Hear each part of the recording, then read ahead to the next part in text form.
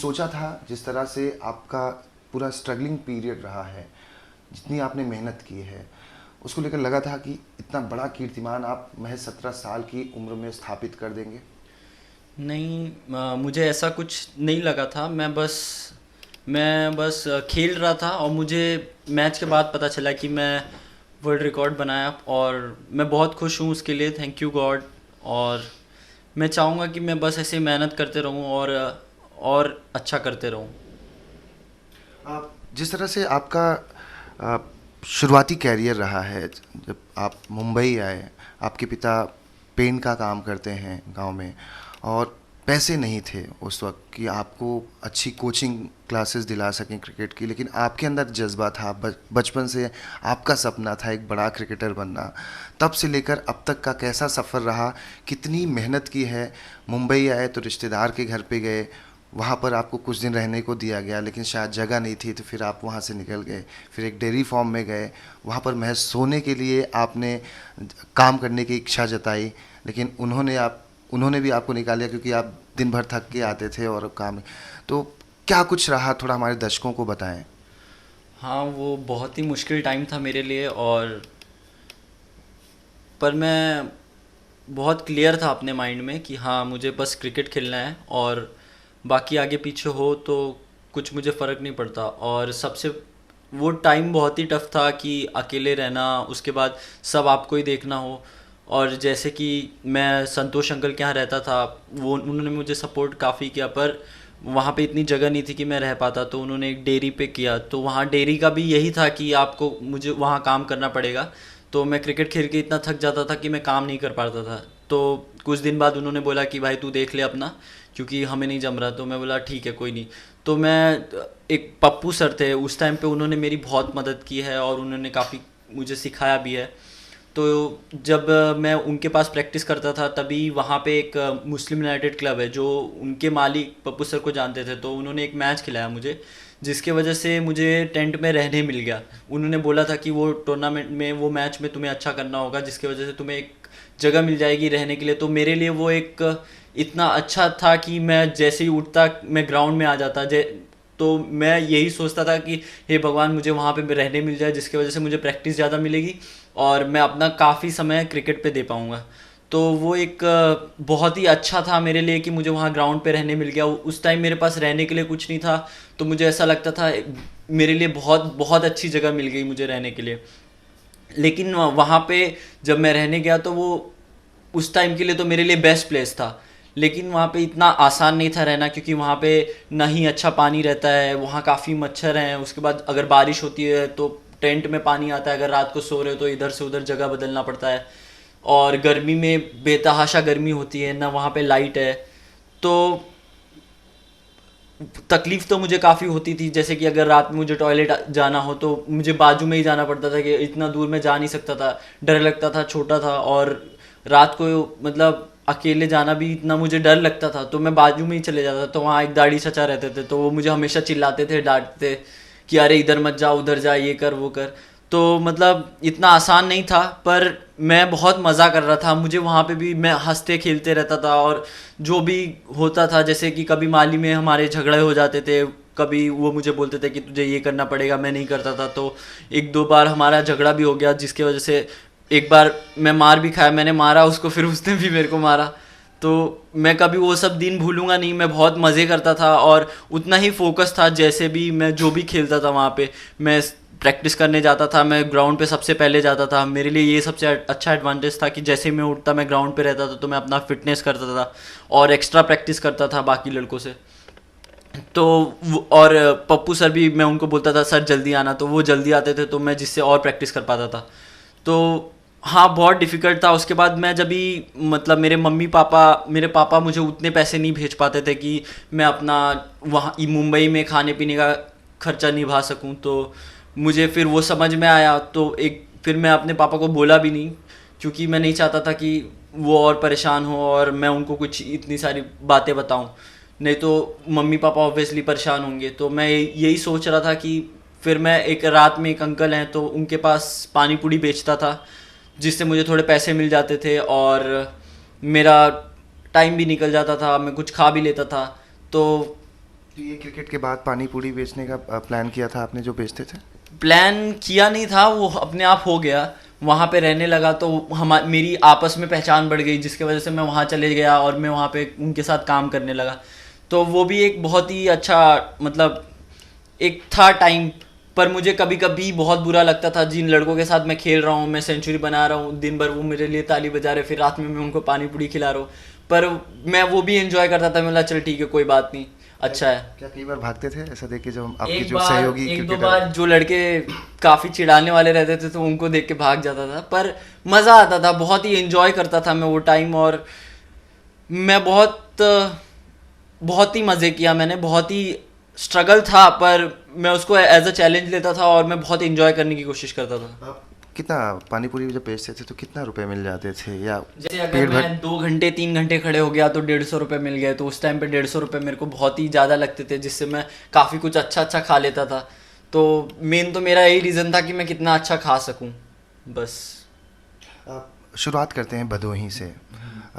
जब आप घर से निकल के, जब आपका सपना था कि बचपन से ही क्रिकेटर बनना है, अच्छा क्रिकेट खेलना है, देश का नाम रोशन करना है, जब वहाँ से निकले थे तो किस तरह से घर में भी जब माता पिता से बात हुई, खासतौर पर पिता से, तो आपको ये पता था कि माली हालत इतनी अच्छी नहीं है, शायद मेरे पिता इतना पैसे ना दे पाएँ कि मैं मुंबई में जाके क्रिकेट में अपना भविष्य बना सकूं?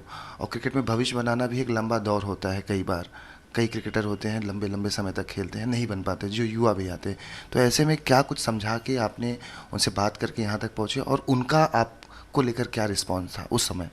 उनको मेरे पर बहुत भरोसा था, और यही एक चीज़ थी कि मैं क्रिकेट वहाँ पे भी खेलता था तो मैं वहाँ अच्छा खेलता था। तो और मैं हमेशा मम्मी पापा से कहता था, पापा मुझे, मम्मी मुझे जाना है, मुंबई जाना है, मुझे खेलना है, मुझे खेलना है। तो मैं कुछ भी हो, मुझे बेटा क्या चाहिए, मेरा मुझे मुंबई जाना है क्रिकेट खेलने। तो फिर मेरे दिमाग में ऐसा बैठ चुका था और उनको भी लगता था नहीं इसको जाने दो, ये खेलना चाहता है। तो उन्होंने, सबसे बड़ी बात, मेरे पापा जो भी मुझे देते थे वो मेरे लिए बहुत था। पर बस मैं खुश था उसमें भी, लेकिन मुझे बस जो ज़रूरत पड़ती थी मैं सोचता था मैं खुद कर लूँ। जी। जी। तो वहाँ से निकले थे जब उन्होंने आपके रिश्तेदार वर्ली में जो थे, चाचा जी, वहाँ पे रखा, तो वहाँ पे वर्ली में कितने लोग रहते थे कि आपके लिए एक जगह नहीं हो पाती थी, फिर आपको वो यहाँ एक्चुअली बहुत ही छोटा घर है, तो चौल है, और वहाँ पे काफ़ी 6-7 जन रहते थे। फिर मुझे ऐसा लग रहा था कि वहाँ पे रहूँगा तो उनको भी प्रॉब्लम होगी। फिर वो ठीक था, मतलब वो हो गया। फिर मैंने वहाँ पे मतलब हमारा बात हुआ कि डेयरी पे चले जाओ, तो मैं फिर उधर चला गया था। इतना बड़ा तो वो। दिल्ली में कितना समय तक आप रुके हुए थे? मैं वहाँ पे 2 या 3 महीना रुका हुआ था, तो फिर 2 महीना शायद रुका था। उसके बाद फिर उन्होंने मुझे वहाँ से निकाल दिया था। ठीक है। क्या कहा था उन्होंने? उन्होंने कहा मेहमान हो, यहाँ पे रहने आए हो, तो कुछ कुछ दिन रह सकते हो। अभी तुम 2-2 3-3 महीना रहोगे तो तुम कैसे यहाँ पे ये करो वो करो। फिर वो जमा नहीं। फिर उन्होंने एक दिन मेरा सामान निकाल के बाहर रख दिया और बोला जब कि आप शाम को आए? हाँ, जब मैं शाम को आया बोले अपना जगह देख ले। और उन्होंने उस दिन ही सामान भी मेरा निकाल दिया वहाँ से। तो वो काफ़ी चैलेंजिंग था, पर मैं उस टाइम सोचा कोई बात नहीं, ठीक है। उस वक्त आपके जहन में, आपके दिमाग में क्या है जब दिन भर थक के हारे आप पहुँचे और आपका सामान निकाल कर फेंक दिया गया? उस वक्त जहन में क्या था, और फिर आपने तुरंत क्या फैसला किया कि अब क्या करना है? क्या वापस जाना है? क्या 10 सेकंड के लिए भी ख्याल आया कि वापस जाना है अब, या दूसरा कोई रास्ता देखना है, लेकिन जाऊंगा नहीं हार के? मैं नहीं जाऊंगा, मैं तो कभी ऐसा सोचा ही नहीं। मैं बोला ठीक है कोई बात नहीं, अभी मैं देखता हूँ आगे मैं क्या कर सकता हूँ, जो हो गया सो हो गया। क्या किया फिर, कैसे पहुँचे ये फिर मैं अपना? अपना बैग लेके डायरेक्ट आज़ाद मैदान चला गया और वहीं पे था। वहीं पे उस दिन रहा मैं रात को। मतलब मेरी पहचान थी माली लोग से पहले से ही, तो फिर मैं वहीं पे रुक गया। उसके बाद वहीं से मेरा रात भर आज़ाद मैदान में सोते हैं? हाँ, वैसे ही।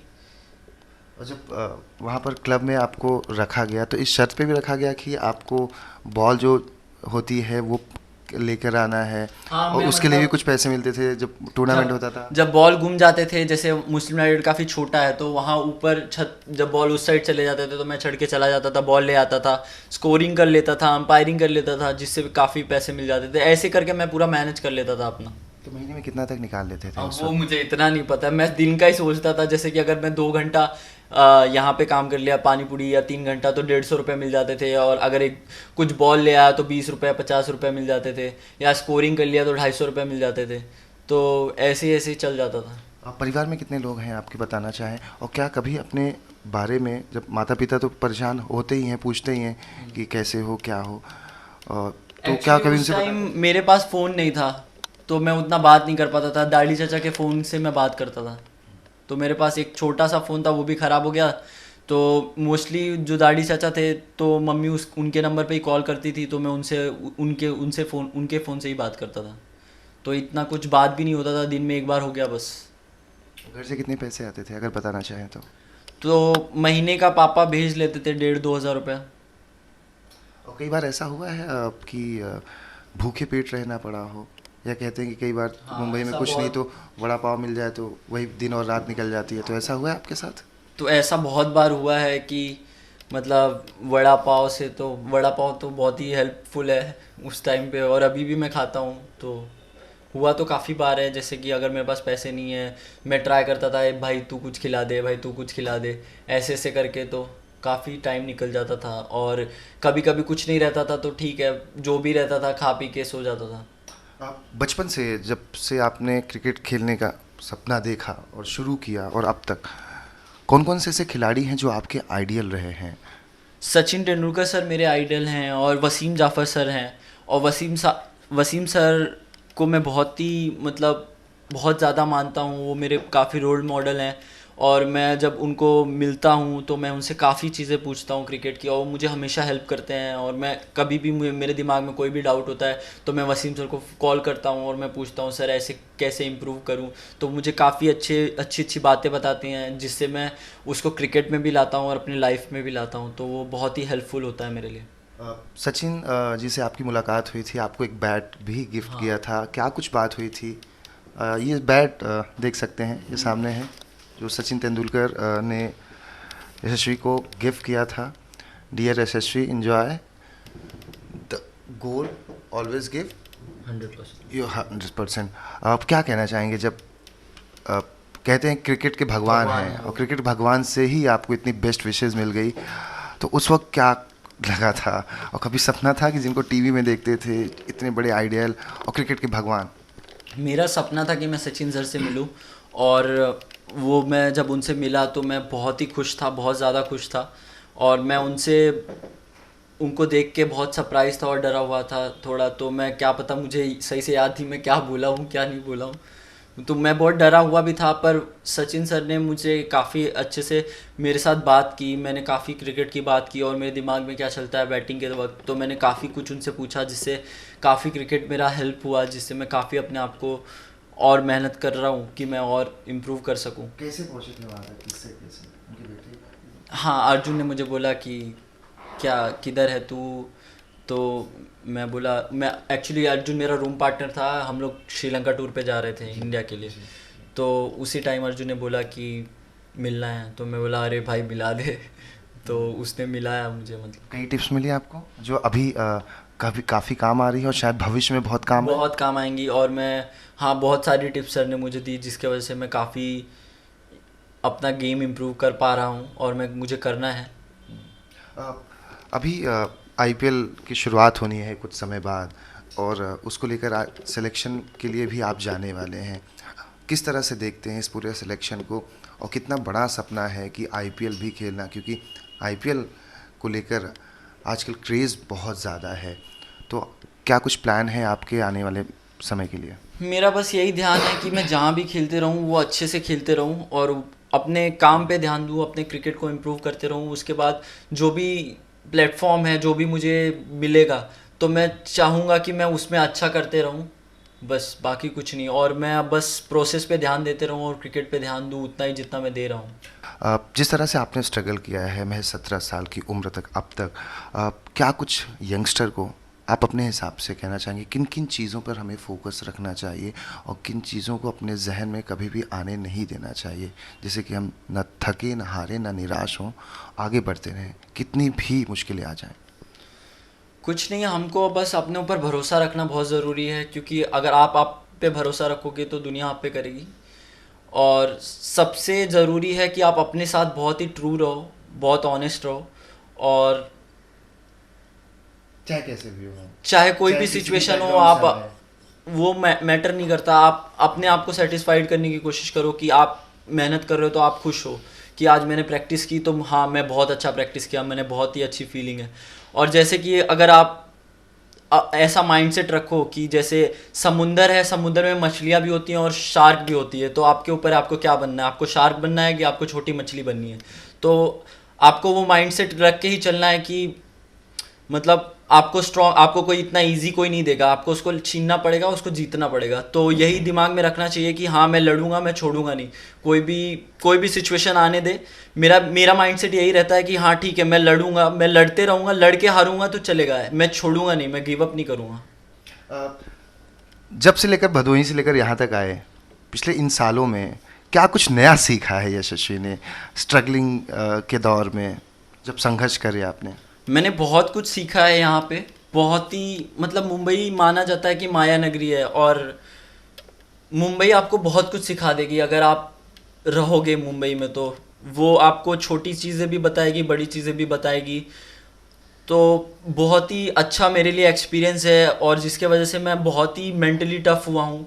जिस जो मेरा मैंने जो देखा है, तो मैं अपने आप को मतलब बहुत ही कॉन्फिडेंट रखता हूँ, और मैं बहुत ही मतलब खुश नसीब हूँ कि मैंने वैसी लाइफ जी है। और मैं कैसा भी सिचुएशन रहे मैं अपने आप को संभाल सकता हूँ। तो वो मेरे लिए, और वो मुझे इतना अच्छा कॉन्फिडेंस देता है कि वो चीज़ मेरी गेम में भी आती है कि कैसा भी सिचुएशन रहो मेरा दिमाग शांत रहता है, और मैं ट्राई करता हूँ कि, और मैं लड़ता हूँ। मैं ऐसा नहीं कि मैं छोड़ दूंगा, मैं लड़ते रहूँगा, मैं लड़ के हारूंगा, मैं ऐसे नहीं हारूंगा।